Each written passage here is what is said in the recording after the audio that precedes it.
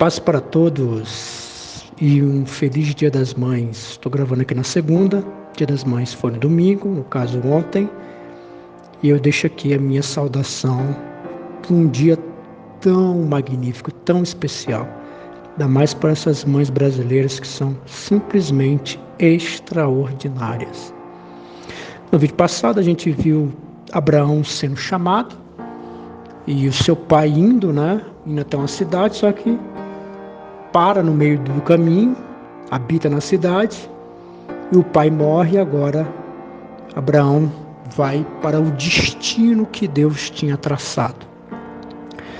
E começa assim no versículo 12, capítulo 1. Certo dia o Senhor Deus disse a Abraão: saia da tua parentela, do meio dos teus parentes e da casa do teu pai, e vai para uma terra que lhe mostrarei. Então, aqui ele faz uma revelação, se mostra para Abraão, Primeiro Abraão, ele é um homem que não é convertido, na verdade é um idólatra. Mesmo assim, Deus, por motivos de graça, escolhe esse homem. Não tem nada de extraordinário em Abraão, absolutamente nada. E é interessante as respostas que Abraão dá, porque quando a gente vai falar do personagem Abraão, nós sempre deixamos claro o quanto ele é especial, o quanto ele é valoroso. Mas o que ele fez foi coisas que Deus propõe que você faça e que eu faça. A gente vai entender aqui. Se você fizer tudo aquilo que foi dito para Abraão fazer, você também vai se tornar uma pessoa extraordinária. É só fazer. E essas são coisas simples. Mas vamos lá. Certo dia o Senhor Deus disse a Abraão, eu estou lendo aqui na linguagem, aqui para mim trocar a linguagem aqui, do aplicativo que eu estou usando, vai demorar muito, Então eu vou ler nessa linguagem que está aqui mesmo. Qualquer coisa, se precisar de alguma observação, eu faço. Certo dia o Senhor Deus disse a Abraão: saia da tua terra, do meio dos seus parentes, como eu já acabei de ler, e os seus descendentes, versículo 2, vão formar uma grande nação. Então aqui Deus começa a fazer 7 promessas. Deus faz 7 promessas a Abraão. Então, primeiro é que os seus descendentes vai formar uma grande nação. A primeira promessa é que a tua prole, vai se tornar uma nação poderosa. Segunda promessa, eu o abençoarei. Então,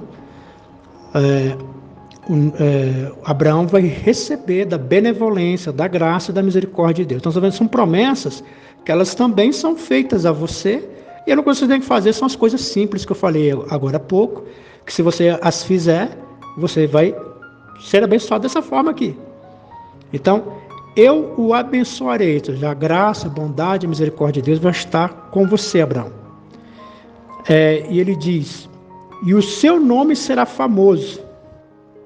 Terceira promessa, seu nome vai ser famoso. Isso aqui é em contrastes ao capítulo 11, que é quando a gente leu, onde o povo de Babel estava buscando fama. Eles faziam qualquer coisa pela fama, estava disposto a fazer qualquer negócio, a qualquer sacrifício, inclusive fazer péssimas alianças. E aqui você vê um homem que faz uma aliança com Deus, e Deus fala, olha, quem vai engrandecer seu nome? Sou eu. Então não é Abraão que vai engrandecer o nome, é Deus que vai engrandecer o nome de Abraão. E então, os descendentes, vai ser abençoado. Primeira, segunda, eu vou te abençoar, o seu nome será famoso. Terceira, quarta, e você será uma bênção para os outros, ou seja, através de você as pessoas vão também receber o favor de Deus. Ou seja, a sua família vai receber o favor de Deus por causa de você. A quinta, abençoarei os que te abençoarem. Então, toda pessoa que for favorável também, que for generosa, no meio do teu caminhado aí, da tua vida, as pessoas estenderem a mão para você, Deus também vai estender as mãos para ela. E a sexta é, e amaldiçoarei os que te amaldiçoarem. Ou seja, as pessoas que são contra você, que falam mal de você, que se levanta contra você, eu também vou me levantar contra elas. E por último, e por meio de você eu abençoarei todos os povos do mundo. Essa promessa aqui é específica para Abraão, só essa aqui que não cabe nem eu nem você. Porque aqui Deus com absoluta certeza, está colocando Abraão como cabeça da população, como ele já tinha feito com Adão, depois fez com Noé, o povo se afastou, e agora Deus chama esse homem aqui e coloca ele como cabeça. Inclusive, as promessas que a gente recebe vêm de Abraão, né? Somos da descendência de Abraão. E é interessante que ele faz essa promessa aqui, que vai abençoar os povos, né? Que é uma coisa complicada, porque na verdade Abraão aqui não tinha filhos. A mulher que ele estava casado era estéril, não tinha a menor possibilidade dele ter filho aqui. Aí você vê aqui uma promessa diante de algo impossível, porque é assim que Deus faz. Deus me chama, Deus chama você, e Deus faz promessas. E muitas vezes elas parece que não tem a menor possibilidade de acontecer. Mas se é Deus que está falando, se é o Eterno que achou graça de falar, você pode confiar plenamente, porque ao seu tempo vai se cumprir. E Abraão tinha 75 anos quando partiu para Harã, como o Senhor havia ordenado. E Ló foi com ele. Quando ele faz essa observação aqui, Ló era sobrinho de Abraão, mas ele passa a servir o Deus de Abraão, né? Dá a se entender no livro de... Me fugiu aqui a memória, qual que é o livro, mas fala que Ló era um homem justo. Justo porque ele foi justificado por Deus. Quando se fala no Velho Testamento em justificação, não é porque a pessoa é irrepreensível. Até porque você vai ver que Abraão, ele é repreensível, né? Logo mais a gente vai ver isso aí. Mas se trata da justificação que vem pela fé em Cristo. É esse que é o conceito de justo. É aquele que crer em Cristo, porque a maneira com que os homens tinham que acreditar em Cristo naquela época é a mesma que você tem que crer hoje. A diferença está que Abraão acreditava num Cristo que iria vir no futuro. E eu e você acreditamos num Cristo que já veio no passado. Só essa é a diferença, mas a crença é a mesma. E Abraão levou sua mulher Sarai e seu sobrinho Ló, filho do seu irmão, e todas as riquezas e escravos que havia conseguido em Harã, quando chegaram em Canaã. Então, um homem que foi muito abençoado por Deus, Deus achou graça, deu riqueza, deu prosperidade. E aqui nós estamos falando aqui de uma tribo, de, com certeza, mais de 1000 homens aqui, entre mulheres, crianças, né? É uma grande população aqui, a qual Abraão era a cabeça de todos eles, aonde falava do amor de Deus, da graça de Deus, era um pastor aqui, dessa galera aqui. Porque quando a gente lê aqui, a gente às vezes tem a impressão que se trata aqui de poucas pessoas, mas não é. E logo mais na frente dos relatos vai ficar isso muito claro. Quando chegaram a Canaã, Abraão atravessou o país até que chegou a Siquém, em um lugar santo, onde ficavam as árvores sagradas de Moré. Naquele tempo, os cananeus viviam nessa região, e ali o Senhor apareceu a Abraão e disse: eu vou dar essa terra aos seus descendentes. Então, você vê aqui que Abraão atravessa o país e chegou, aterrissou, concluiu. E essa é a proposta de Deus para mim e para você. Deus faz promessas, Deus dá uma missão, e ele não dá detalhes, como aqui esse homem, ele age pela fé, ele anda pela fé, porque simplesmente ele não tem respostas. E quantas são as vezes que você também não tem respostas? Quantas vezes eu e você padecemos de respostas, né? Porque Deus fala que vai nos abençoar, mas não diz como. Fala que está abrindo a porta e essa porta parece que não se abre, as coisas vão acontecendo e as coisas, sabe, o chamado da fé é isso aí, é acreditar sem ver. No livro de Hebreus deixa muito claro o que é fé. Fé é a certeza e a convicção daquilo que não se vê. A certeza do Deus que falou e você crê no teu coração. E aqui nós vemos, o que a gente percebe aqui? As respostas que Abraão dá. Então, Abraão, ele não duvida. Lembra que eu falei das coisas simples? São 3 coisas simples aqui, que é muito simples que Abraão faz e que faz ele viver essas promessas. Que é a mesma coisa que Deus pede para mim e para você. É não duvidar. Não duvida. Por que você não deve duvidar? Porque foi Deus que falou. Só que aí a gente não duvida, né? Mas aí quando as coisas não acontecem como a gente espera, ou então demora demais, Aí fica difícil acreditar. E a dúvida, na verdade, é o contrário da fé. A fé é a certeza. A dúvida, ela é baseada em medo. Quantas vezes nós não temos medos, né? Quantas vezes a gente se deixa levar pelos medos? Quantas vezes a nossa resposta é o medo? E aqui esse homem não duvida. Outra coisa que ele faz, ele não recua, porque ele vai encontrar lá, no lugar que Deus mandou ele ir, e ele vai, você vê que ele atravessa todo um país, né? Que viagem difícil, né? Mas quando chega lá, tem gente lá. Está lá os cananeus. Deus não falou que é da terra? Chega lá, tem gente na terra. Então, parece que não vai acontecer. Mas ele não recua, ele não desiste, ele persiste, ele prossegue. Quantas não são as vezes que a gente para? Quantas não são as vezes que a gente, por causa do medo, a gente fala, não, aqui não vai dar certo não, e a gente volta. Você vê a passagem dos espias, né? Foram 12 espias a espiar a terra, olharam a terra, mas 10 recuaram, falaram, não tem jeito não, a terra é realmente muito boa, como Deus falou, mas está cheia de gigante. Mas 2 não recuam, falaram, não, Deus vai dar vitória, eles querem continuar, o ponto aqui é persistir. Quantas vezes você quer desistir por causa dos seus pecados? Eu não dou conta de vencer meus pecados. Aí quer desistir. Não, você continua. Quem dá força para vencer pecado é Deus. As coisas estão muito difíceis. Não vale a pena servir a Deus. A coisa que mais vale a pena nesse planeta Terra é servir a Deus. Mais do que o seu casamento, mais do que o emprego, mais do que você imaginar. Qualquer coisa, o que vale mais a pena viver aqui nessa Terra é servir a Deus. Não recua. Então são coisas simples que ele fez e que fez com que ele vivenciasse as promessas de Deus. Às vezes a gente não vivencia por causa do nosso medo, por causa que a gente recua, estamos prontos para desistir. Deus não quer que você faça isso. E a terceira, ele obedece. Obedecer diante da proposta de Deus é horrível, porque ele não dá nenhuma pista, ele não dá nenhum detalhe. E aqui, pelo texto, você vai perceber que Deus aparece a Abraão esporádica vezes. Ele não aparece toda hora, não aparece todo momento. De tempos em tempos, Deus aparece aqui a Abraão. Então, a promessa fica muito vazia, fica muito sem substância. Mas esse homem aqui obedece. E quantas não são as vezes que a gente está pronto para obedecer, desde que a gente tem vantagem, né? Quando a gente começa a não ter vantagem, a obediência já não é tão firme assim. Isso me lembra de uma certa pessoa que pensa numa pessoa obediente a Deus, muito obediente, mas quando era na área sentimental, aí não tem mais obediência, não tem mais papo. Por quê? Porque não há vantagens ali. Né? Como não tem vantagem, então não vale a pena obedecer. Obrigatoriamente, para se relacionar com Deus, é necessário obedecer. A obediência é um dos pontos fundamentais do relacionamento que você tem com Deus.